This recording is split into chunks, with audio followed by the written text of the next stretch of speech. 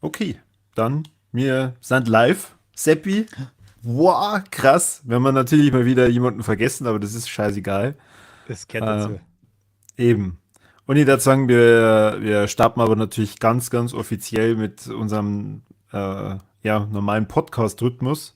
Und da es ja der Talkthrough ist und du das als dein eigenes Format beschlagnahmt hast, darfst du Ist es so? anmoderieren. Ja, Na gut, ich dann setze dabei ein. meine Norbecker-Sonnenbrille auf. Oh, stark. Das kommt natürlich gut an. Na dann, ein herzliches Grüß Gott und ein feuriges Buongiorno hier im Talkthrough. Schön, dass wieder alle dabei seid. Freut mich. Jeder einzelne von euch Zehntausenden ist herzlich willkommen zu diesem Talk. Wunderschön. Freut mich. Super. Corby, und du? Alles klar bei dir? Also mir begeistert schon allein das Buongiorno, das finde ich schon irgendwie, macht so einen leicht sommerlichen Ja. Eindruck und Das habe ich ja versetzt mich überhaupt gleich nicht irgendwie geklaut und so, nix. Muss ich ach ja gleich so, dazu. Das ist von mir. Also es gehört nicht irgendwie Roy Bianco und die Abruzzati Boys oder sowas. Das war natürlich Blödsinn. Das ist rein mir entsprungen.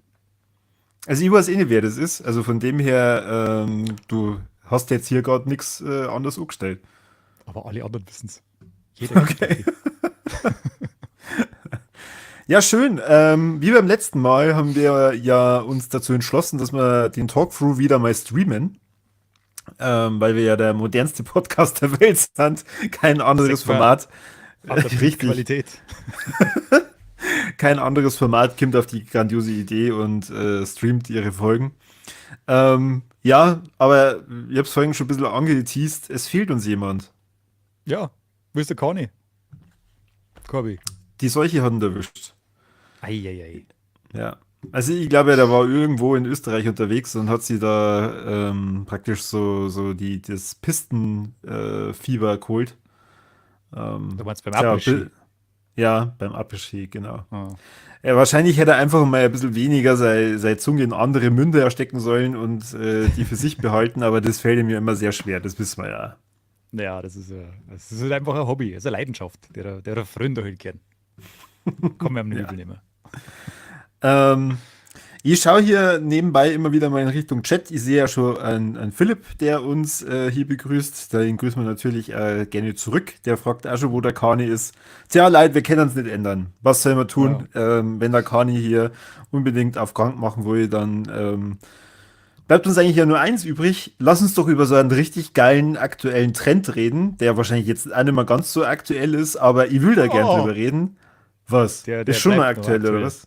Ja, Okay. die Zahlen explodieren, möchte ich behaupten. Ja gut, dann lass uns doch gleich mal drüber reden, oder? Oder möchtest du erst nur lang drum herum reden und Oh, ich glaube, das ist das beherrschende Thema des Jahres bis jetzt. Also können wir gern starten mit okay. Super Mario Bros. 3. Das war so klar. Immer diese richtig schlechten Witze. Ja, Na, ich will richtig. jetzt über Palworld reden. Ich will über das Pokémon reden, das sie alle gewünscht haben, mit Waffen, kannibalisierenden Pokémon oder Pals und Mhm. das Phänomen dahinter. Weil ich muss sagen, das ist vollkommen erst an mir vorbeigegangen. Und dann habe ich diverse Berichte darüber gesehen und gelesen und habe mir gedacht, das ist eigentlich anscheinend schon geil. Ja, und vor allem trifft es irgendwie einen Nerv. Das ist unglaublich. Ich habe den Trailer mal gesehen in irgendeiner so einer Trailer-Show. Da bringt, das kommt nie außer. Und auf einmal schreibt mein Kollege, Alter, du musst Palworld spielen. Alles eskaliert total. Und ich denke, oh mein Gott. Dann ich habe es eh lang ausgehalten. Ich glaube, ich habe 3, 4 Tage nicht eingespielt und dann habe ich es mal ausprobiert. Es ist wirklich gut. Ich habe es nicht wahrhaben wollen, aber es macht wirklich Spaß. Es ist unglaublich. Wo hast du das gespielt Hast, auf der Xbox? ich habe es ja tatsächlich auf der schlechten Kack-Version auf der Xbox gespielt, weil es ist ja ein Unterschied, ob du das bei Steam spielst oder auf der Xbox im Game Pass. Da ist irgendwie eine alte Version drauf und da haben halt noch Bugs drauf und die läuft einfach auch nicht so flüssig. Also die Steam-Version muss aktuell irgendwie 2, 3 Klassen besser sein, was ich so gehört habe. Und es macht Mhm. trotzdem Spaß, obwohl ich auf der schlechten Version spiele. Das mag was heißen. Aber die schlechte Version ist nur deswegen schlecht, weil die ein paar Patches hinterher ist, oder? Ja, da läuft noch nichts. Also 6 schon brutal. Die Framerate die ist nicht stabil. Das heißt, wenn es die drehst, dann ist das nie wirklich flüssig, sondern das macht immer so ein bisschen so zuckt teilweise ein bisschen. Und ja, Geräusche sind nicht immer hundertprozentig. Ja, du kannst es schon spielen auf alle Fälle. Also wer einen Game Pass hat und möchte es ausprobieren, muss das sowieso da machen, weil da kostet es ihm dann nichts zusätzlich. Und ich glaube, auf Steam kostet es 30 oder 40 Euro. Zum Ausprobieren fast ein bisschen viel. Also wer Game Pass hat, sollte es versuchen. Und wenn es Spaß macht, kann man ja wieder umsteigen. Hast du schon gespielt Ja, eigentlich? na, ich habe es noch nie gespielt, weil der Philipp hat es auch gerade in den Chat reingeschrieben. Es ist ja noch nicht auf PS5 raus. Und mein Laptop will ich damit jetzt nicht irgendwie ausstatten, weil der ächzt dann wahrscheinlich so vor sich hin. Und Mhm. Xbox habe ich nicht, werde ich mal nicht holen. Von dem her, ich muss nur wahrscheinlich ein bisschen warten. Ich hoffe, es kommt auf PS5 raus. Ich habe es aber ehrlich gesagt nicht überprüft. Es hat der CEO von, wie heißt das, Pocket irgendwas, Pocket Nintendo. Pair oder so, keine Ahnung. Nintendo Nintendo, äh, ja. hat auf alle Fälle gesagt, er möchte es schon gerne auf PlayStation bringen, nachdem sie ja, also hast du die Zahlen im Kopf, wie viel das Ich verkauft haben? weiß nur, also ich bin mir nicht sicher, ich habe mir das, seit ich diese Zahl glaube gehört zu haben, denke ich mir die ganze Zeit, boah, leck, das ist doch irre. Haben die 200 Millionen damit eingenommen? Also, was ich jetzt da an Zahlen da habe, ist, sie haben, sie waren auf Platz 3 der meistgespielten Spiele auf Twitch, haben über 1,5, mit über 1,5 Millionen gleichzeitige Spieler gehabt. Das ist mehr als zum Beispiel Elden Ring jemals gehabt hat. Das ist völlig gestört. Und dann haben es innerhalb von 72 Stunden über 5 Millionen Stück verkauft. Also, ja, werden es eingenommen haben ungefähr. Das Das ist doch irre, ist oder? völlig gestört. Das ist eigentlich eine Total narrisch. Unverschämtheit für alle, die normal arbeiten. Na, Schmarrn. Ich meine, irgendwo ist es natürlich dann auch verdient. Ich meine, sie haben da ja tatsächlich einen Nerv getroffen. Was ich natürlich auch vernommen habe, ist, sie haben aber halt auch von so den äh, größten, verbreitetesten Spielen geklaut. Schick gesagt. Schick gesagt. Äh, was ich am allergeilsten finde, ist, jeder schmatzt immer so von Pokémon mit Waffen und so und ja, die haben alle Cloud und das ist einfach Pokémon Cloud, bla bla bla. Das Spiel hat mit Pokémon fast nichts zu tun. Das Was? ist einfach, Was? Du es laufen wirfst diese Viecher du umeinander. wirfst, ja, und du Ja, ja. wirfst mit Bällen Aber auf die Viecher und fängst die und genau, sammelst die. ja, ja, aber das eigentliche Gameplay ist ganz was anderes. Ja, das ist Das eigentliche Minecraft, Gameplay, oder? das ist ein Survival-Spiel einfach. Du Okay. musst eine Basis aufbauen, du musst Welt erkunden und so weiter. Wenn du das dann wirklich spielst, wo es viel gravierender ist, finde ich, haben die Sachen, die so von Zelda geklaut haben. Okay. Also, Das habe ich ja ein paar Mal gehört. Ich weiß aber jetzt ehrlich gesagt nicht genau, was haben sie denn jetzt von Zelda Cloud? Kommt der also das Prinzessin fangen vor? schon mal Müssen die gegen Ganondorf am Ende kämpfen? wahrscheinlich, keine Ahnung, das ist ja nur Early Access, kann sich noch viel entwickeln. Aber nein, es fängt schon mal an, erst mit der Schriftzug, schau dir mal den an. Das ist fast der gleiche wie bei Tears of the Kingdom. Und dann Ja. gibt es ja, du hast ja Zelda noch frisch im Kopf, nehme ich mal an. Du, wenn du da ja irgendwas entdeckst oder sowas, dann kann man doch sehen, eine kleine Klaviertöne, so. Irgendwie Ja. sowas. Ja. Das ist quasi eins zu eins das gleiche da. Du gehst über den Berg auf und machst und dann wird so eingeblendet wie bei Zelda, wo du jetzt gerade bist. Also das ist, ich habe mir sofort gedacht, ich spiele jetzt gerade Zelda. Das ist Aber da kämen komisch. keine 1200 Crocs vor, oder? Das Nein, wäre natürlich 1200 dann Pals richtig halt. geil. Und es ist halt also von der Spielwelt, wenn du so drin rumlaufst, von der Bewegung her und von dem Entdecken her und so weiter, erinnert es schon irgendwie mehr an Zelda, wie zum Beispiel an jetzt x-beliebige Pokémon-Spiel, was ich jetzt gespielt habe in meinem Leben. Also das ist wirklich nur diese Bälle, diese Pals-Sphären und das Eifangen von denen ist quasi das Einzige, was sie gemeinsam haben. Deswegen finde ich, Ja, hätten sie wieso? Aber das eigentlich auch sparen können. was? Was, was meinst du? Die kämpfen doch dann gegeneinander, oder? Also, ich meine, du kannst doch dann Ja, aber, die. aber in Echtzeit. Das ist im Prinzip nichts anderes, als wie in jedem anderen Spiel auch, wo du ballerst. Du kannst die dann quasi als Begleiter einsetzen, dann kämpfen die auch mit. Das ist, Und du kannst zufällig, glaube ich, bis zu 6 Begleiter einstellen, oder? ich glaube, ich habe jetzt. fünf oder sechs habe ich keine mitgetragen, aber immer nur einen einsetzen bis jetzt. Warte, ich versuche mich ganz dunkel an jedes Pokémon-Spiel zu erinnern, das ich jemals gespielt habe. Wie viele Pokémon waren das gleich nochmal, wenn man alle Begleiter, wie du die jetzt nennst, mitnehmen wollt? Ich glaube, es waren 6. Ah, So ja, Zufall. Zufall. Zufall. Natürlich, Na, natürlich. die Sachen haben schon offensichtlich, das stimmt schon. Das Spiel ist im Prinzip aus, weiß ich nicht, 5, 6 Sim-Spiele zusammengeklaut. Aber das machen sie halt richtig gut. Das ist halt das. Es macht halt einfach Spaß. Dem kann man sich nicht wehren. Aber Ja, ja, da habe ich mir halt dann auch viel Gedanken drüber gemacht. Ich meine, kann man dann denen eigentlich so böse sein? Weil ich meine, solange sie jetzt nicht irgendwie nur Pokécenter da aufbauen oder was weiß ich und du da mit deinem Fahrrad mit lustiger Musik durch die Welt radeln kannst, ist, ist das ja anders wie Pokémon. Ah, wenn die halt zufällig sehr gleich ausschauen wie halt die meisten Pels. du kannst halt auf deinem Pfeil reiten durch die Welt und so. Oder fliegen, was auch immer. Okay. Ich Gibt's meine, sowas will man ja eigentlich auch bei Pokémon. Also deswegen, diese Kritik, die ja oft im Raum steht, geht ja Hand in Hand mit dem, jetzt schaut's mal her, Nintendo oder Game Freak, so sollte eigentlich mal ein Pokémon ausschauen. Wobei da natürlich schon sehr radikale Dinge drin vorkommen, wo ich mir dann auch denke, okay, das will ich eigentlich jetzt bei meinen Pokémon vielleicht eher nicht sehen. Also, so wie ich das verstanden habe, kannst du da diese Pelzer umbringen und ich habe irgendwo gehört, du kannst die dann andere Pelz verfüttern. Stimmt das?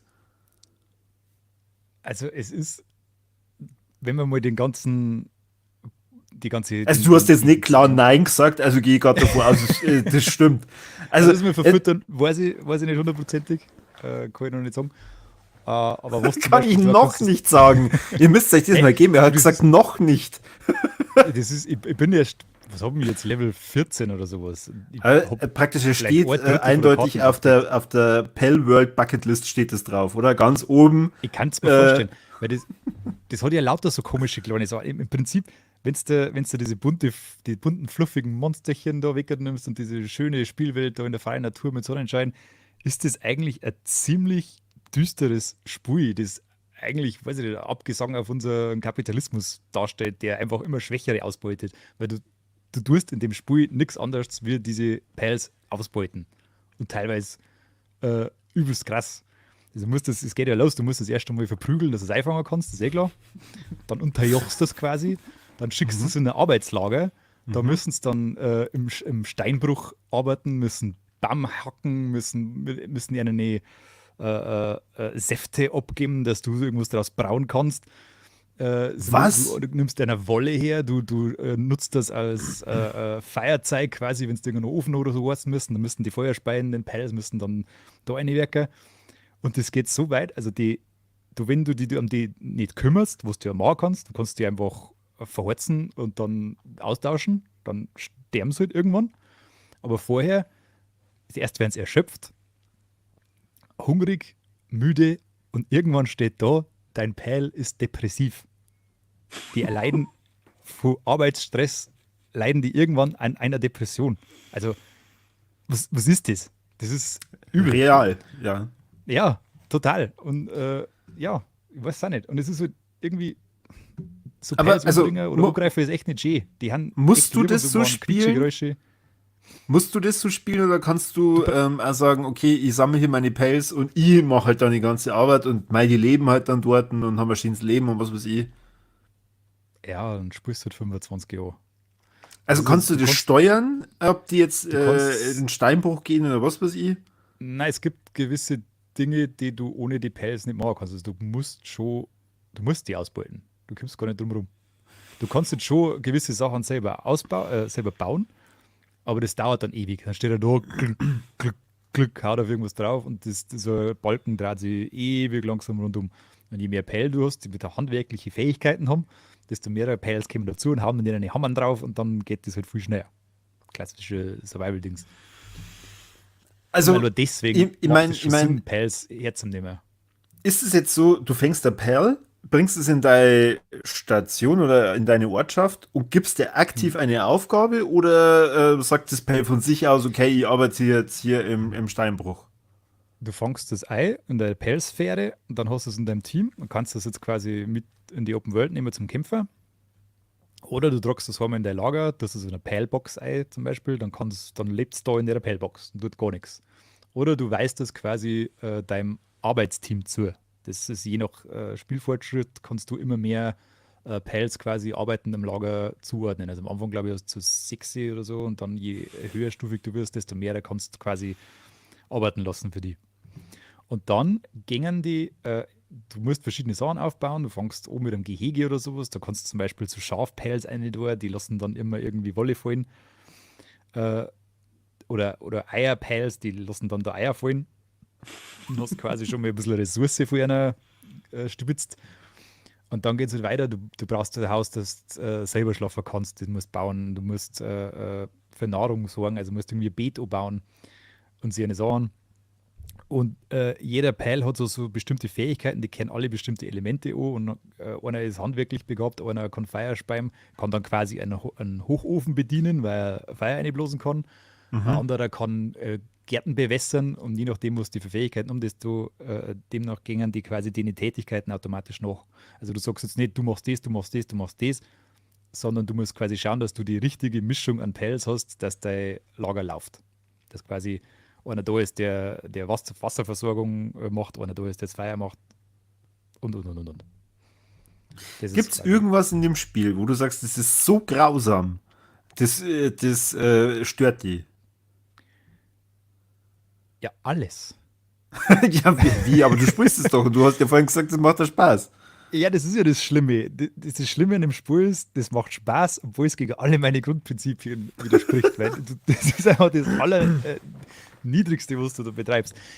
Du laufst durch diese wunderschöne Welt und da laufen zwei majestätische äh, Rehhirschpärchen durch den Wald und was tust du?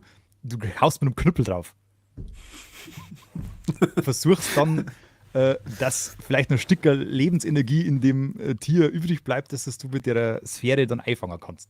Und nimmst dann quasi das auch noch von seinem Gefährten weg und dann laufst du vor damit und schickst ihn ins Arbeitslager. Ja, das ist furchtbar. Das ist ganz furchtbar eigentlich. Okay. Also kann man eigentlich sagen, so, das ist die Spieleversion von den Grundprinzipien von Viva la Movilusion, Ja, created by so ungefähr. Kani. Wir haben Gott. wir leben wir die Pels. Wobei, also es ist eigentlich falsch gesagt, wenn ich sage created by Kani, wenn jetzt der Kani den Auftrag bekommen würde, ein Pokémon zu bauen, dann würde er wahrscheinlich da auf gar keinen Fall zulassen, dass man die dann irgendwie umbringt oder so oder dann gegenseitig verfüttert. Das ist halt Ja, eines bestimmt der nicht. krassesten Dinge, die ich gehört habe. Dieses gegenseitige Verfüttern. Was ich aber dann auch noch gesehen habe, war, es gibt doch da irgendeine eine böse Vereinigung. Ich nenne jetzt die Vereinigung, weil ich ja den Namen nicht weiß, Team Rocket. Und du kannst die Leute von Team Rocket praktisch auch mit dieser Sphäre fangen. Also dieses Team Rocket, was du meinst, das ist, glaube ich, Syndikat, hat sie das Mhm, genannt. mhm. Die haben quasi, gibt es so Türme, da musst du irgendwann rein und da hast du so einen Bosskämpfer gegen einen von denen und der hat dann in seiner Pal-Sphäre riesiges, mächtiges Pokémon. Pal-Wesen. Ach so, mhm, ja. Und mit das musst du dann kämpfen und durch das gewinnst du bestimmte Artefakte, die du brauchst, dass du irgendwie weiterkommst. Und da hast du quasi immer so eine Art Arena-Kampf, ist immer in jedem Gebiet irgendwo verteilt. Und in der Spielwelt selber laufen aber eigentlich nur in dem Bereich, in die Bereiche, die ihr zwar Wilderer umeinander. Okay. Die Und die kann man nicht greifen fangen. auch doch. Also du kannst auch Du kannst auch Menschen fangen und du kannst auch, glaube ich, also ich habe es noch nicht gemacht, aber ich habe es gelesen, du kannst die Menschen dann auch zum Arbeiten schicken. Mhm, mhm. Schön. Also da wird kein Unterschied gemacht. Aber was ich, Diese Arbeitslager sind aber jetzt nicht so wie unsere, also jetzt nehmen wir mal an, in Deutschland gab es mal sowas ähnliches wie Arbeitslager, sowas ist es aber nicht, oder?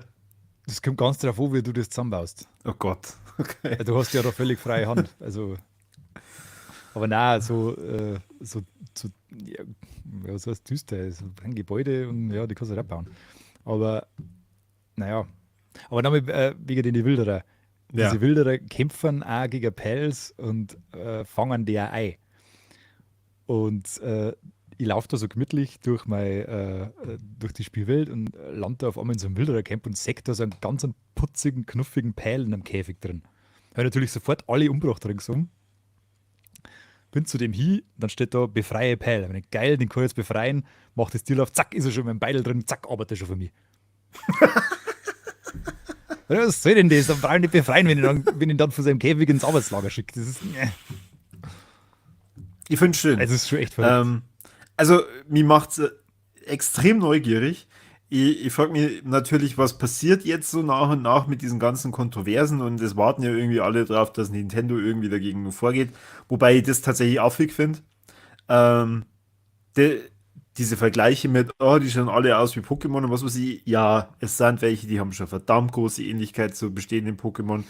Andererseits, wie viel Scheiß viel Pokémon gibt es mittlerweile? Über 1000 oder so. Und für mich war das lächerlichste, was ich dann bei Pokémon irgendwann gesehen habe, und das ist schon ein paar Jahre her, diese Sandburg. Also es gibt eine Sandburg-Pokémon, das ist einfach ein Sandhaufen mit Augen. Und also da müssten sie ja diese Pokémon-Entwickler dann auch irgendwann gedacht haben, okay, wir haben alle Tiere durch, alle Pflanzen, uns fällt nichts mehr ein. Ich war aber gestern irgendwie, keine Ahnung, mal wieder meine Fotos durchschauen und ich hab was am Strand gesehen. Das machen wir. Ja. Und dann sitzen alle da. Wuhu! Naja. Ja, es heißt ja, Äh, es wird ja ja der, vorgeworfen, dass KI benutzt haben, dass die quasi von der KI alle ja, hergestellt haben. Offiziell hat es fast alle eine Künstlerin gemacht.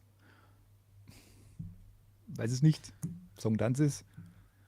Und ja, Nintendo geht ja schon so ein bisschen dagegen vor. Also es hat zum Beispiel einer irgendein so ein User hat einen Mod gemacht und hat echte Pokémon eingemoddet.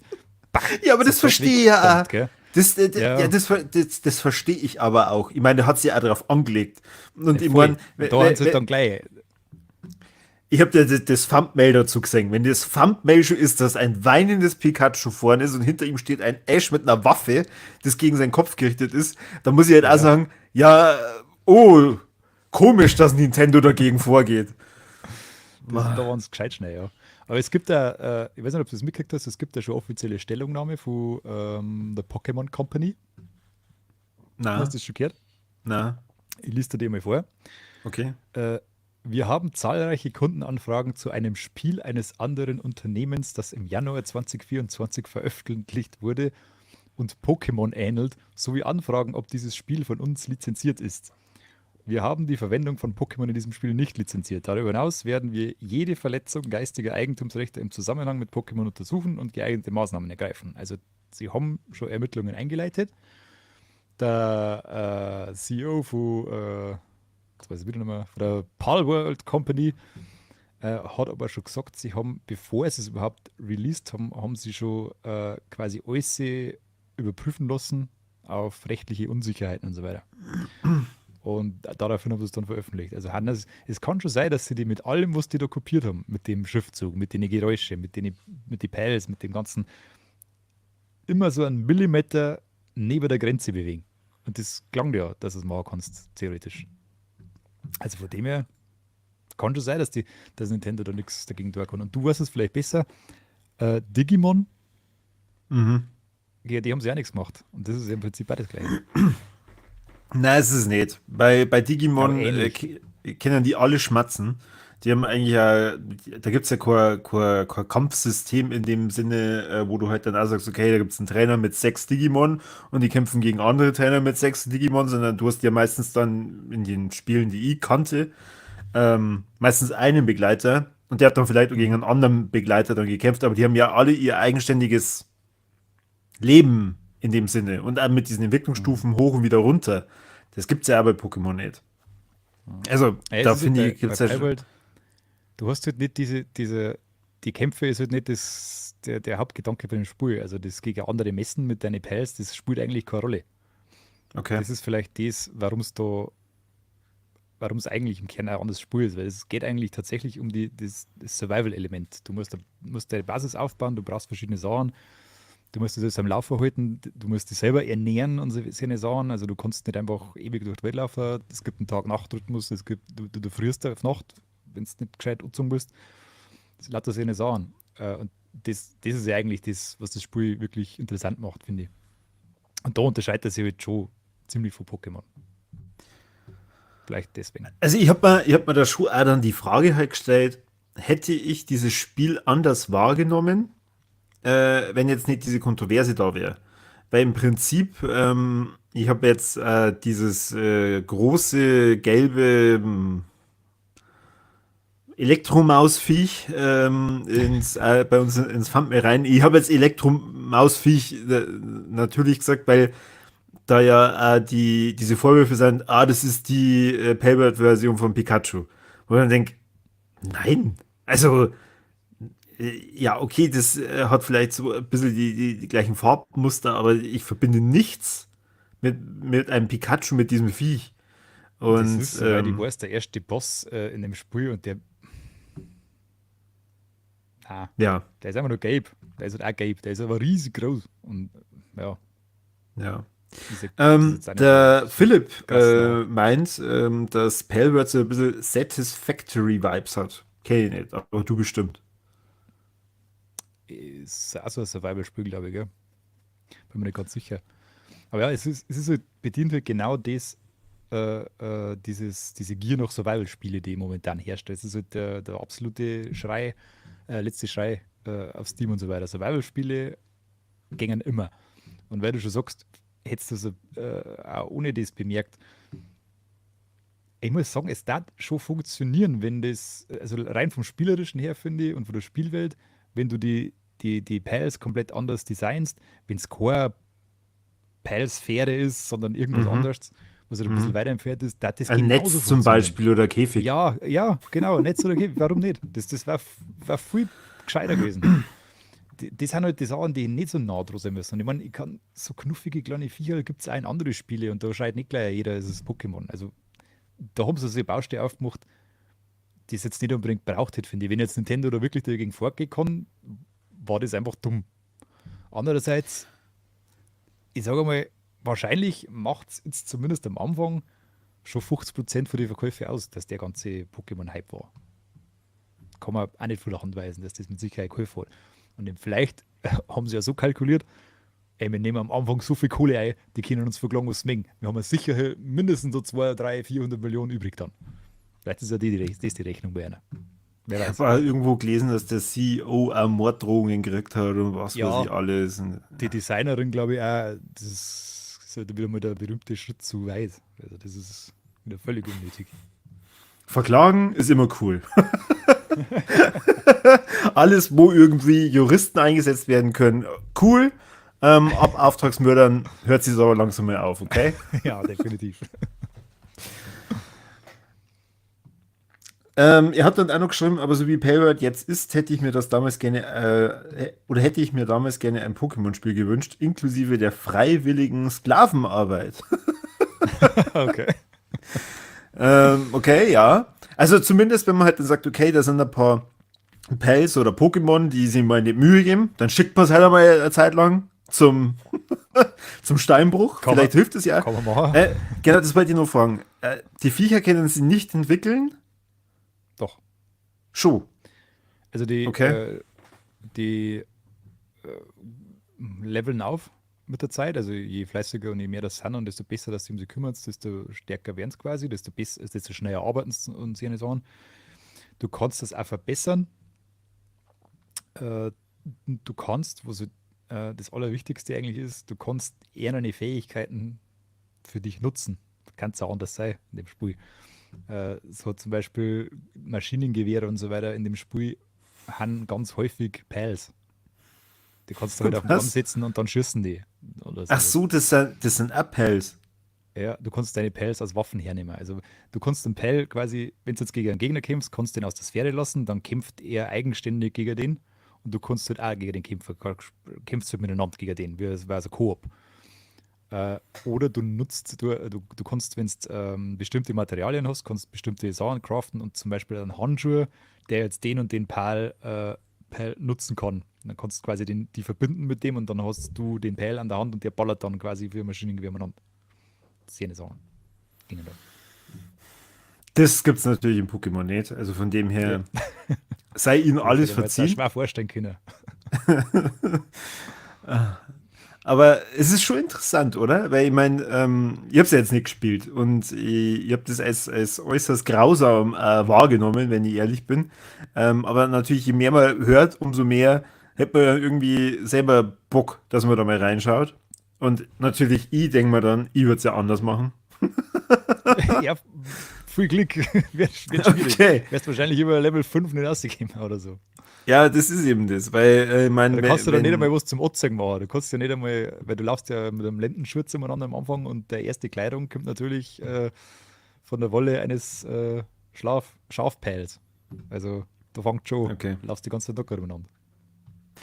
Aber wie ist denn das eigentlich? Gibt es da Story oder gibt es dann da irgendwie ein Quest-Arc oder irgendwie sowas? Na, es gibt überhaupt keine Quest. Es gibt so Aufgaben, wirst du dein Lager voranbringst. Das heißt, du sollst dies und dies bauen, dass du das und das machen kannst und dann musst du so ja, Rezepte freischalten und Technologie. Einen Technologiebaum gibt es, je weiter dass du im Level voranschreitest, desto mehr Zugriff hast du auf Technologie. Die kannst du dann wieder freischalten mit bestimmten Punkten. Wenn du Bosse besiegst, kriegst du nochmal bestimmte Artefaktspunkte. Da kannst du wieder speziellere Sachen freischalten und so kommst du quasi zu deinem Fortschritt. Gleichzeitig musst du die Welt erkunden, dass du immer weiter mehr Pels entdeckst, die dir auch immer weiter helfen können, dass du so bestimmte Sachen bauen kannst, weil nur mit bestimmten Pels kannst du bestimmte Sachen machen. Aber, und es gibt ganz vereinzelt gibt's so Schriftstücke von einem Gestrandeten oder sowas. Da stehen ein paar Sätze drin, aber von der Story kann man da wirklich nicht sprechen. Also, Also es der ist Ziel ist halt schon einfach voranzukommen. inhaltlich ausbaufähig. Auf alle Fälle, ich meine, das ist jetzt ein Early Access Spiel. Das kann er du hast es bei Baldur's Gate gesehen. Baldur's Gate, glaube ich, war 3 Jahre oder so im Early Access, bis es dann Mhm. rausgekommen ist. Da hat sich viel da vom Anfang bis zum Ende. Gut, dass da jemals eine komplexe Handlung reinkommt, glaube ich jetzt nicht. Braucht es, glaube ich, auch nicht. Äh, aber irgendwie Quests oder sowas wäre vielleicht schon ganz schön. Was damals auch bei Fallout 76 hat es am Anfang zum Beispiel auch keine NPCs und nichts gegeben. Da hast du ja auch nur durch die komischen Stationen da ein bisschen eine Geschichte aufgenommen. Sowas könnte man sich da vorstellen, dass man das über die nächsten Jahre dann ein bisschen erweitert, dass man halt irgendwann einmal NPCs einführt, die ein bisschen ja, mehr Sinn haben, als einfach nur rumzustehen. Weil es gibt zwar welche, aber die haben quasi völlig sinnlos. Du kannst es angreifen Aber, und dann kommt Polizei. aber glaubst du, das hält sie so lang? Also glaubst du, dass das bis das mal so weit entwickelt ist? Also jetzt du zum Beispiel, du spielst es ja aktuell. Hast du das Gefühl, du würdest das jetzt so lange weiterspielen, bis dann irgendwann einmal mehr Inhalt drin ist? Ich glaube schon, dass er sich halten kann, weil es eben sehr zugänglich ist. Also durch man, dieses ganze Pokémon-System, auch wenn es jetzt nicht wirklich wichtig ist fürs Spiel, aber das kennt jeder. Jeder kann mit den knuffigen Viecher was anfangen. Und dadurch kommst du in das Survival-Gameplay auch ein bisschen leichter an. Das ist nicht allzu komplex. Also da gibt es weitaus schwierigere Spiele. Von dem her, wenn du da findest du da viel leichter eine und wenn sie das dann sinnvoll erweitern, glaube ich, bleiben die Leute da auch recht drin. Sie greifen zum einen Teil Survival-Fans ab und zum anderen Leute, die noch gar nicht wissen, dass Survival-Fans sind. Und dann wieder in diese, weil die Spielmechanik, die macht schon ein bisschen süchtig. Das ist schon so, das drückt schon die richtigen Griff bei den Leuten. Und von dem her ist es eigentlich ganz clever, wie sie es gemacht haben. Aber es muss halt irgendwann noch mehr kommen. Ich meine, du kannst jetzt schon ziemlich viel machen. Ich bin jetzt irgendwo bei Level 14 und habe eine Basis. Das ist gar nichts. Die Karten ist jetzt schon ziemlich groß. Da kann man mehrere Und Basen bauen. ja, ja, also ab bestimmte Levelgrenzen kannst du wieder eine zweite Basis bauen und dann kannst du wieder quasi ein neues Gebiet erschließen. Da gibt es jetzt, ich weiß nicht, 5 oder 6 Inselgebiete oder so, keine Ahnung. Also man kann sich die Karten schon komplett anschauen, da gibt es ein paar interaktive Maps im Netz. Äh, Du hast da jetzt schon einige Stunden Spielzeit drin. Und irgendwann kommst du halt wahrscheinlich an einen Punkt, wo du dich fragst, für was das Ganze. Und da muss halt dann ein Content-Update mehr her. Da kommt es halt drauf an, wann das kommt und wie gut das ist. Und wenn es da abliefern, kannst du das schon halten. Okay. Also das heißt, zusammengefasst, es ist ein Spiel, das eigentlich gegen all deine Prinzipien geht, aber du sagst, das ist geil und das wird sich auf jeden Fall halten. Ja, leider. Ich habe es ja wirklich, ich wollte es hassen. Ich wollte das Spiel wirklich hassen. Aber es hat mir dann irgendwie doch Spaß gemacht. Auf einmal ist da gerade, ich wollte nur kurz mal eine Stunde einspielen, dann war der ganze Tag weg. Auf einmal war es dunkel draußen. Und ich habe also so eine scheiß Basis gehabt und habe etliche so kleine Perls ausgebeutet. Und man denkt, was tue ich nicht eigentlich? Aber ja, es ist connected with the people. Okay. Ja, mal schauen, ob ich da abwarten kann, bis die PS5-Version rausgeht oder ob ich dann nicht doch mal reinspitz Ja, und mich dann da drin verliere. ich glaube, so Hardware-hungrig ist es gar nicht. Das kriegst du schon zum Laufen auf deinem PC. Okay. Gut, jetzt haben wir sehr viel über Payback gesprochen. Der Kani wäre schon lang ausgeflippt, was die Scheiße eigentlich soll. Und als abschließende Frage, hast du das jetzt auch beruflich gespielt oder wirklich rein zum Genuss? Eigentlich berufliches Interesse, ja. Weil wir haben ein paar Okay. Newsartikel darüber geschrieben, wir haben ja mittlerweile ein paar Guides geschrieben, ich habe jetzt auch schon gemacht. Durch das habe ich da eingefunden. Das Privat hätte ich das nie angelangt. Nie. Niemals. Aber jetzt spiele ich es halt einfach auch so gern. Blöderweise. Eigentlich Blöderweise. wollte ich ganz was anderes spielen, aber jetzt ist mir das wieder dazwischen gerätscht. Saublöd. Okay. Na gut, dann machen wir jetzt mal einen kleinen Themenwechsel. Philipp schlägt Baldur's Gate 3 vor. Soweit sind wir noch nicht. Das wollten wir ja eigentlich streamen und ich glaube, das wird mit dem Kani ja richtig lustig, wenn wir das machen. Ja. Ja, aber ich habe eigentlich gar nicht so viel gespielt jetzt da im Januar. Ich hänge immer nur bei Cyberpunk 2077 und Mhm. also finde ich aber nach wie vor nicht blöd. Ich muss sagen, es ist ein völlig anderes Spielgefühl wie damals, wo ich das zum ersten Mal gespielt habe, wo es dann wieder Mhm. beim PlayStation Store erlaubt war oder halt drin Ja. war. Ähm, es ist, es ist einfach super, ja, wie soll ich sagen, wie schnell man dann da wieder in dieser Welt dann drin ist, wenn man einfach mal wieder reinschaut. Und ich heb mal jetzt schon die ganze Zeit die Hauptstory auf, Mhm. weil ich erstmal alles so drumherum machen will. Und habe dann auch festgestellt, bis man so ein scheiß Gebiet mehr abgeschlossen hat, da vergehen auch ziemlich viele Stunden. Aber so wirst es du eigentlich gespielt haben, oder? Also du wirst jetzt nicht irgendwie auf 100% hin gedrängt haben.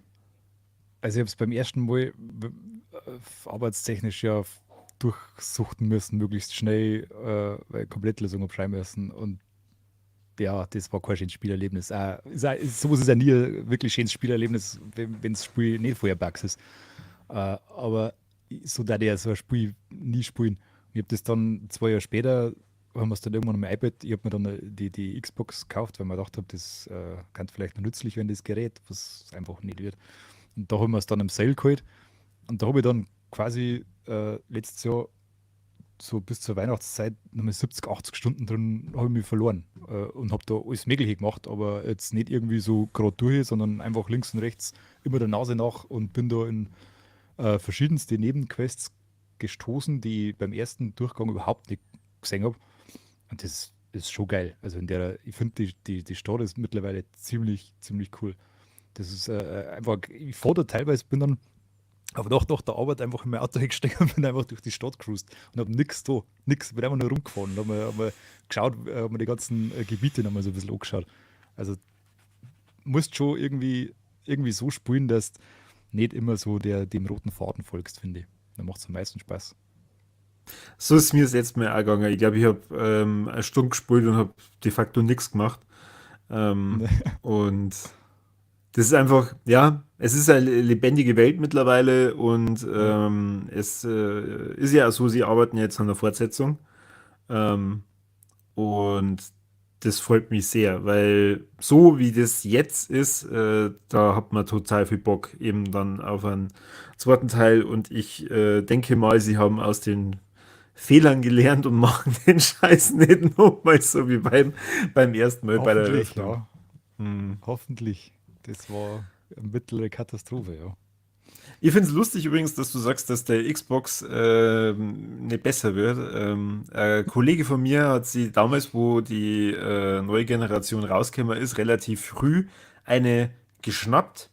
Dann habe ich gefragt, ja, cool, was spielst du denn dann da drauf? Ja, nix. Ja, okay, was machst du dann damit? Ja, hey, du, da kann man CDs damit abspielen und DVDs und Blu-rays kannst du auch spielen, aber ich habe ja keine. Also momentan benutze ich das dann also ein bisschen äh, wie er gesagt, Medienserver, weil da kann man also die Apps draufladen, so Netflix und Prime und ich bin dann da, ich habe echt gedacht, der verarscht mich, aber er hat das ernst gemeint. Also, wird halt jeder Smart TV auch. Das Es ist aber Geiste wirklich, war, das Geiste war einfach, dass er gesagt hat, er kann CDs damit abspielen. ja. Hast du das schon mal ausprobiert? Ich muss, es ist jetzt blöd, ja, aber tatsächlich ist diese Xbox mein einziges Gerät mit einem CD-Laufwerk, ja, mittlerweile. Ich hab keins auf meinem Rechner, ich habe keins auf dem Laptop, ich habe keins in der PlayStation 5. Ich habe nur noch diese Xbox mit einem Laufwerk, ja. Also wenn ich mal wieder eine CD hören möchte, dann müsste ich das tatsächlich über die machen. Für die ist gut genug. Aber sonst, ich habe halt Aber ja, also, wieso holt man sie denn für mehrere hundert Euro so eine Konsole, ohne dass man dann damit spielt oder dass man auf die Idee kommt, dass man sie ja Spiel dafür nur kaufen könnte? Es ich, ist ich darf mir faszinierend. die, ich darf mir die ja privat nie kaufen. Ich habe mir das nur gekauft, weil wegen Starfield und wegen der Arbeit halt, weil ich meine, es gibt vielleicht jetzt kämen dann ein paar Xbox-Spiele, die ich wahrscheinlich auch mal irgendwie bearbeiten müsste. Aber ich habe gemerkt, na, dem ist nicht so. Und Xbox ist einfach, die haben, die wichtigsten Konsolengenerationen verloren, in denen sie Leute in den digitalen Bibliotheken aufgebaut haben. Mit der PlayStation 3 hat das angefangen, mit der 4er dann, die 4er haben es grandios verloren. Und mit der 4er hat sich jeder eine Spielbibliothek von hunderte von Spiele aufgebaut und die gibst du nicht mehr her. Du wechselst die nicht mehr. Keiner, der PS5 aufgebaut hat, fängt jetzt nur mit einer Xbox an. Das macht keinen Sinn.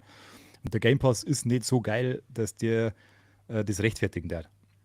Ich habe Ja. den jetzt auch immer wieder gehabt und jedes Mal, wenn ich immer mal wieder im Abstand vor ein paar Monaten mal wieder freigeschaltet gehabt und jedes Mal, wenn ich da rein bin und da durchgesucht habe, ich habe nichts gefunden, was mich irgendwie interessiert hat. Entweder sind die Spiele uralt oder halt einfach nicht die geilen Spiele dabei, für die man das Ding holen soll. Und Xbox selber bringt einfach nichts außer, das muss man auch mal sagen. Also exklusive Titel, Ich wollte na, gerade fragen, gibt's nicht. die haben doch die mit Halo und so.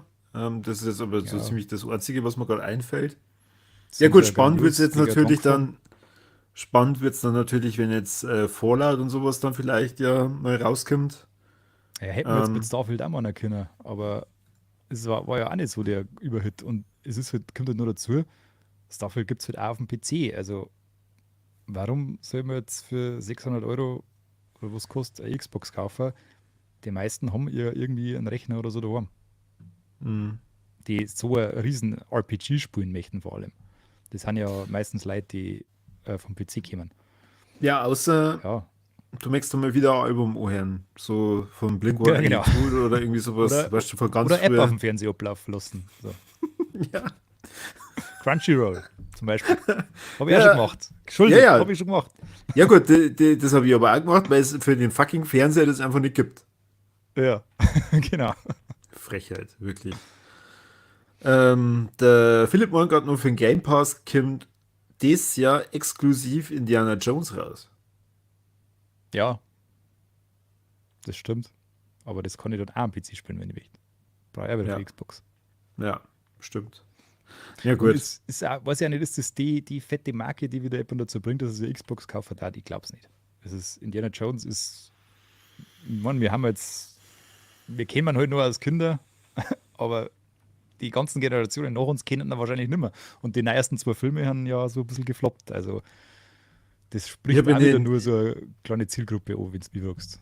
ich habe in den naja 5 Minuten reingeschaut und eigentlich habe ich mich darauf eingestellt, dass ich mir den ganz anschaue und dann bin ich eingeschlafen und seitdem habe ich aber nicht mehr das Bedürfnis, dass ich eigentlich dann nochmal weitermache. Das ist, Na, Ich meine, der Trailer schaut schon geil aus. Also Ja, das muss man schon sagen.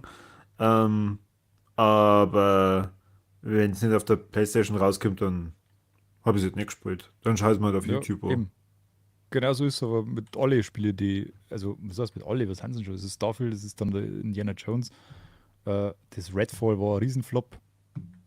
Also du versammst halt einfach nichts. Und deswegen, ich Ja. glaube, ich glaube, dass Microsoft das Konsolengeschäft irgendwann aufgeben wird. Ich glaube nicht, dass die noch recht viel machen. Vielleicht nur eine und dann geht es dahin, weil die viel mehr auf Ähm, Cloud Gaming sitzen werden.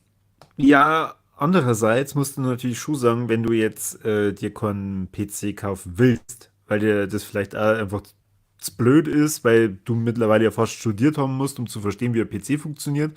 Und zum anderen, also mit den Spielen meine ich jetzt, und zum anderen das natürlich schon auch nochmal, wenn du einen hochwertigen Gaming-PC haben willst, eine ganz andere Hausnummer ist, wie wenn du sagst, du holst jetzt für 600 Euro, also ich weiß jetzt ehrlich gesagt nicht, wie viel die Xbox kostet, dir so eine Konsole. Aber du bist halt nicht bei 1000. Ja, das stimmt, aber dann kaufen wir doch PlayStation.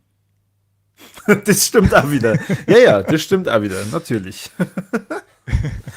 Ich glaube, dass für Microsoft, für Xbox lukrativer sein wird, in Zukunft einfach nur noch Cloud Gaming zu machen und dann gibt es einen Game Pass überall. Dann gibt es ihn auf jedem Handy, da gibt es ihn auf jedem Fernseher, auf jedem Laptop, auf jedem PC, was ja jetzt schon soweit ist und vielleicht dann auch irgendwann auf der PlayStation oder auf der Switch. Und das ist natürlich Bombe, weil Da wär's also ein dann, Konsolengeschäft für die ist das ein Minusgeschäft. Also die nehmen da kein Geld ein damit. Und das weil hätte da dann wär's dann los. natürlich richtig smart, wenn die so eine Mini-Xbox rausbringen, weißt du, so eine Art USB-Stick, den du dann einfach im Fernseher reinballerst und dann den Controller nutzen kannst. Du brauchst nur Dann, noch den Controller im Prinzip. So wie wir zum Beispiel das Stadia gemacht haben, so wie das Amazon mit Luna macht. Du hm, hast nur einen Controller und den kannst du mit allem verbinden und dann spielst du. Das kannten die mit denen die Controller auch machen. Ich meine, die Xbox-Controller haben ja gut. Aber die Konsole braucht halt im Prinzip kein Mensch mehr. mei, vielleicht haben sie es halt Irgendwie. einmal jetzt noch ausprobiert. Wobei gibt es nicht schon Ja, Gerüchte, sie arbeiten schon wieder an der nächsten Generation. naja, Falle. Aber ich glaube, dass es nicht mehr recht viel geben wird. Also eine, vielleicht nur zweite nach der Xbox Series X und dann werden es, wenn das so weitergeht, das ist ja auch nicht mehr zu rechtfertigen, dann noch mehr Konsole erst zum Bringen, wenn die Verkäufe so weiterlaufen wie bisher. Hm. Und wenn da kein großes Wachstum mehr da ist, dann macht das einfach keinen Sinn mehr irgendwann für die. Und sie haben ja Ja. genug andere Sachen, die sie halt anders vertreiben können. Ich mein, die Digitalisierung schreitet auch bei uns voran. Irgendwann hat ja jeder so ein gutes Internet, dass du über äh, irgendwann in den nächsten 30 Jahren, hat, Ja. dass du das flüssig spielen kannst. Das geht ja jetzt schon recht gut. Ich habe auch kein wahnsinnig gutes Internet und kann trotzdem streamen. Also, Ja, mehr schlecht als recht. es geht einigermaßen, ja. Ja, wohl wissend, dass ich kurz vor der Aufnahme nur meinen Router dreimal durchstarten hab müssen und gebetet habe, dass jetzt das scheiß Drecks-Internet wieder geht. Und jetzt bin ich aber relativ nah an der Stadt, dro. Also es ist, naja, Irgendwann geht es gut, schon. irgendwann. Was hast denn du sonst nur so gespielt? Ich habe gespielt, sonst noch Alan Wake 2. Und? Pelbert ist Keine Ahnung, nichts dazwischen verstanden. gegrätscht. Okay. Na, schon mal. Es ist Bombe. Es ist wirklich, soll ja jeder mitgespielt haben. Es ist richtig, richtig stark. Muss Ähm, man dazu den ersten gespielt haben? ich habe noch gespielt. Ich habe noch kurz vorher gespielt, aber der, tut mir leid, der ist so beschissen, dass ich bei der Hälfte aufgehört habe. Und bin aber sehr gut klargekommen, eigentlich. Es Okay. gibt schon ein paar Sachen, und das hat auch schon öfter gehört, dass wenn du es komplett gespielt hast und wenn du theoretisch Control auch noch komplett gespielt hast, äh, bietet der Alan Wake 2 so ein paar Easter Eggs und Sachen, die du dann besser verstehst oder die mehr Sinn ergeben. Hat jetzt aber, ich meine, ich habe, wie gesagt, ich habe Alan Wake 1 bis zur Hälfte gespielt und Control auch nicht recht lang und das ist schon x tausend Jahre her. Also ich habe gerade noch gewusst, dass es eine Figur in Control gibt, die es jetzt bei Alan Wake auch wieder triffst, die habe ich noch kennt, aber mehr habe ich nicht gewusst. Also kannst du es auch ohne Vorwissen spielen.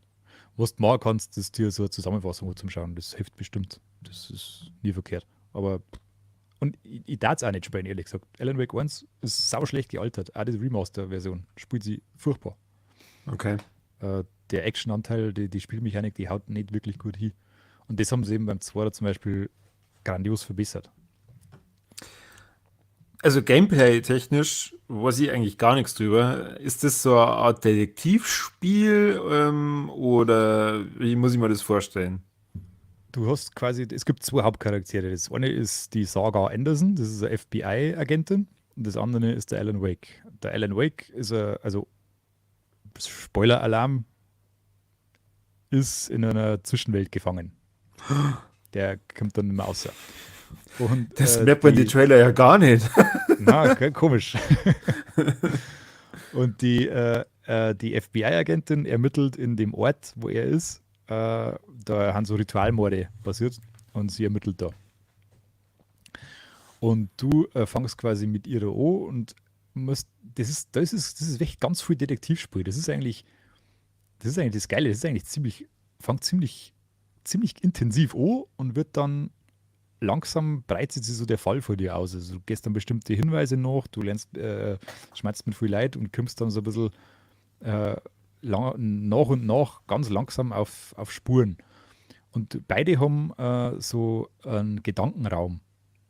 Bei ihr ist das quasi, du kannst dann quasi in so einem Raum spazieren gehen, da ist eine riesengroße Wand und da hast du so, wirst es für die Krimis sechst, wenn die Polizei ermittelt, dann haben sie ja irgendwo Fotos und dann Mit die Fäden dann, die dann irgendwo zusammengehen und so und weiter, dann genau. nach 800 Stunden, obwohl die Fäden alle schon da sind, steht dann einer da und denkt so, oh Gott, ich weiß jetzt, woher Genau. der eine Faden den anderen berührt. Genau. Und das kannst du da auch machen. Und da, wenn du dann die verschiedenen Hinweise nachgehst, dann kannst du Profiling erstellen und dann so kommst du immer weiter voran in der Geschichte, in dem Fall. Und bei ihm ist es oder so, er kann quasi die Umgebung manipulieren. Das ist technisch auch ziemlich geil umgesetzt, weil du laufst quasi durch, also er bewegt sich hauptsächlich in so einer schlechten Version von New York, also die heruntergekommene Version von New York. Du laufst so durch Gassen durch und bist in einem Filmstudio. Du hast vielleicht schon mal gesehen mit dem Musical-Ausschnitt, der grandios ist.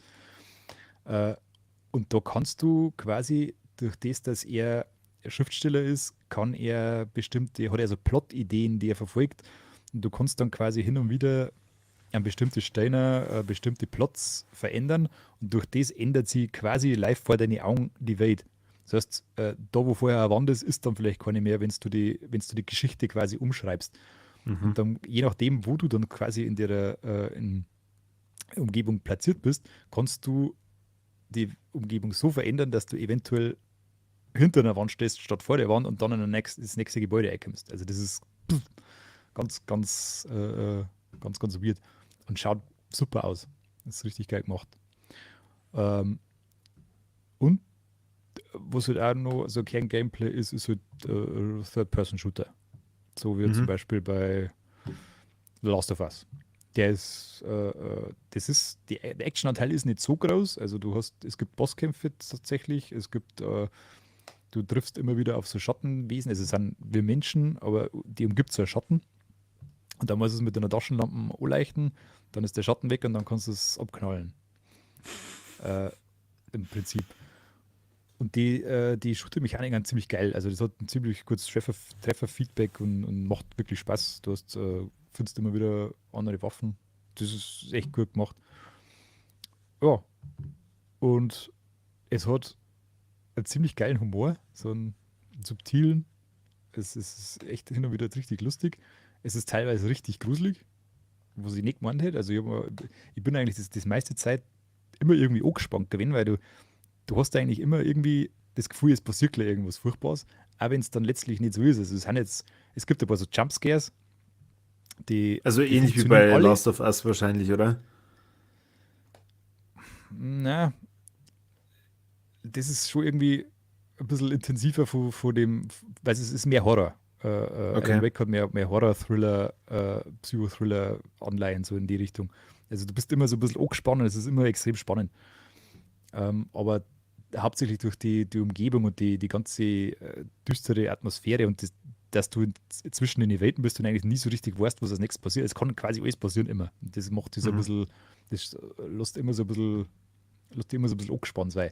Und dann gibt es halt echt, also die Jumpscares, mir hat es jedes Mal gerissen, aber das ist halt auch nicht schwer, wenn von einer Sekunde auf die andere einfach der Bildschirm sich verändert und ein riesen verzerrtes Gesicht, die voll anschreit.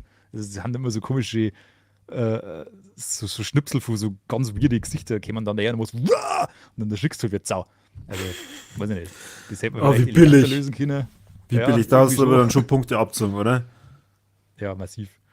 Nein, aber ich habe es jetzt nicht so störend gefunden. Es ist ein bisschen billig, aber es macht ja irgendwie Spaß, der Jumpscare. Ja, schön. Ja, Cool. da ich auf alle Fälle Ähm, spielen. Da ich mal ausprobieren. Ist richtig geil. ja, interessieren tut's mich. Ich war mir eben nicht so ganz sicher, ob man dafür das erste auch spielen muss. Hm. Und ich muss sagen, der ganze Hype von Palworld hat das halt dann eigentlich komplett irgendwie überschattet.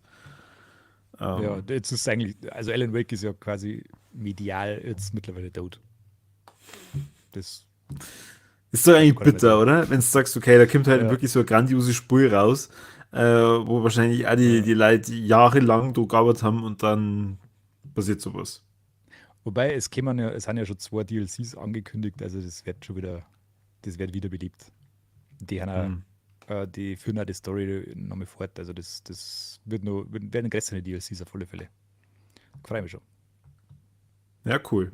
Bin ja gespannt, ob das dann wirklich nochmal ein bisschen, wie hast du es genannt, medial, dann Ja, neu geboren wird und wir dann ein bisschen bestimmt. mehr über Alan Wake dann ja, außerhalb unseres Podcasts hören, was unwahrscheinlich ist. Und auch unwichtig. Oder wir haben Pech und Kani entdeckt das Spiel für sich und spielt das ganze Jahr über dann dahin. Gepaart natürlich nur mit den restlichen, weiß ich nicht, 80%, die er bei Octopath Traveler 2 erleben muss. Dann werden wir sehr oft davon hören. Da kann ich halt leider keine Zeit, weil dem habe ich nämlich zu Geburtstag Prince of Persia The Lost Crown Oh, geschenkt schön. und das muss er jetzt spielen. Ich Oh, habe es nämlich schön. schon fast durch und dann muss er da mit mir drüber reden können. Und du sollst Ja, das unbedingt auch spielen. bin ich gespannt, ob er Das ist schon mal das eigentlich vorausgeschickt, das ist richtig kann. gut. Ja, ja, das kriegt er schon hin. Ja, ich weiß manchmal nicht. Bei Hollow Knight ist er also vor sich hin verzweifelt. Wobei, ich Aber du glaube, hast doch, ja, Prince of Persia ist doch wirklich nur von links nach rechts laufen, oder? Oder hat es also verschiedene Dungeons und sowas? das ist ein klassischer Plattformer, so links Hm. nach rechts und oben nach unten. Es gibt halt Umgebungsrätsel und so weiter. Es gibt massiv viel Fallen, aber ja, Aber es ist jetzt nicht so wie bei Hollow es ist sehr Knight, wo du klassisch. eine riesige Karte, eine riesige Welt hast und dann ist es verschachtelt und du musst dann da Doch, so. doch, also Schon. Riesenkarten. Ja, Okay.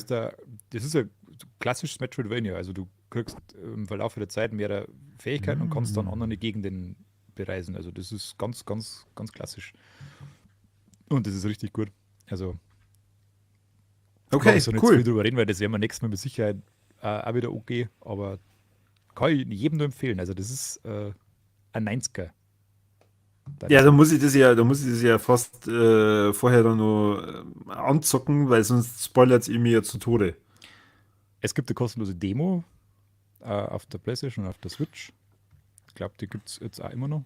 Bin mir nicht ganz sicher, aber normal schon. Du kannst es einmal anspielen. Da siehst du eigentlich schon relativ gut, wie sie das spielt. Das kannst du schon viel ausprobieren. Und dann kaufst du es sowieso, weil es geil ist. Ja. Also deswegen, warum die Demo spielen. Eben. Kaufst du einfach, bestellst gleich. Mach einen Abschluss.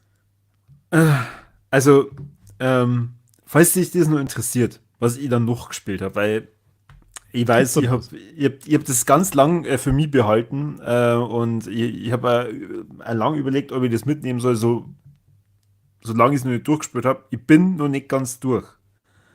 Aber halt die bitte fest, ich habe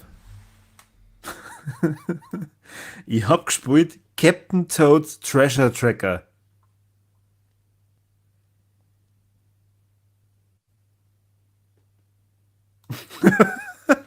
Ich weiß schon. Also die ganze Was ist Nation ist das? gerade. Wie, was ist das? Also, Ja, der Toad, den kennst aus der Mario-Welt. ja, ja, natürlich. Okay. Und es gibt tatsächlich ein Spiel, also mir ist kein anderes bekannt, wo der Toad die Hauptrolle spielt. Und am Toad wird seine Freundin weggenommen und dass er praktisch die wieder bekommt, muss er Rätsel lösen. Auf so ganz kleine Mini-Welten. Und das Besondere ist, du kannst diese Mini-Welten dann drehen. Und du steuerst aber halt dann auch den und du siehst halt dann, wo sind da vielleicht noch verschiedene Fallen und die kommt dann an seine Sterne und an seine Münzen und was weiß ich. Und das sind immer so Mini-Welten. Und wenn eine so Welt abgeschlossen ist, dann kommt das nächste Kapitel. Ich weiß, du Punkt, denkst oder? dir jetzt, Warte.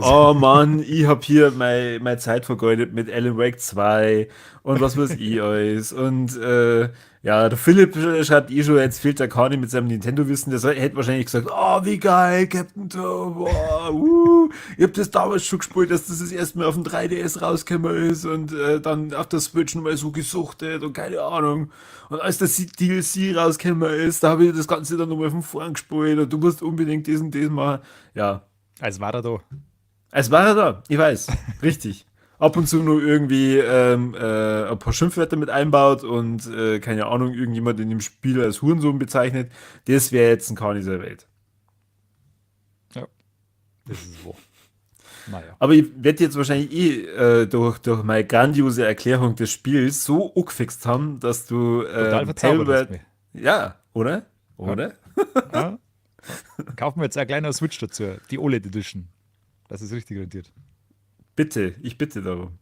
Ja, Mhm. und ansonsten wollte ich mit euch dann nochmal drüber reden, wie toll unsere Live-Session war mit Mario Party.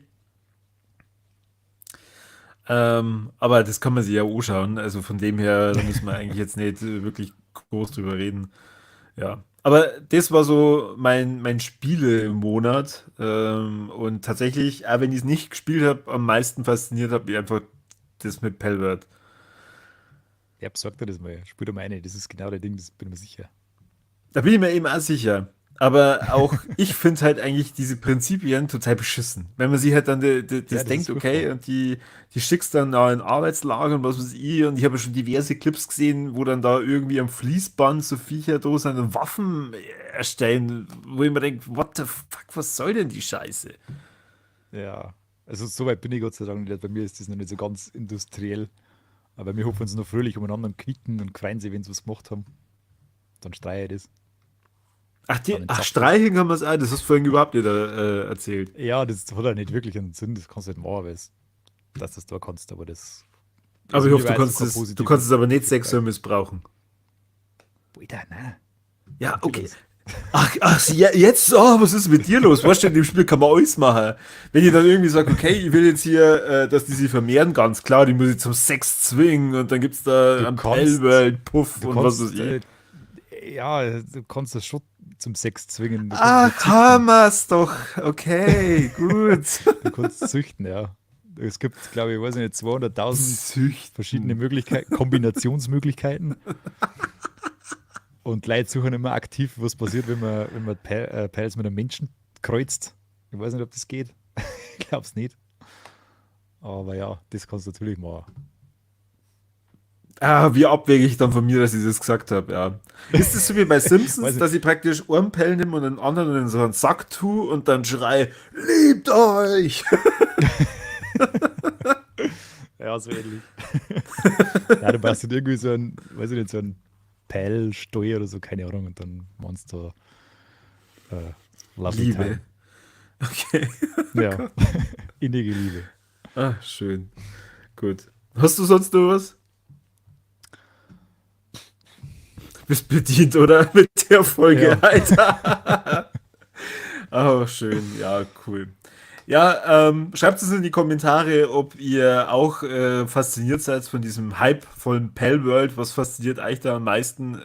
Gibt es irgendwas, was das Seppi noch nicht erwähnt hat, wo ihr eigentlich die ganze Zeit gefragt habt, Squabi, jetzt frag doch endlich, keine Ahnung, ob man da fischen kann oder ob es da Minispiele drin gibt oder irgendwie sowas.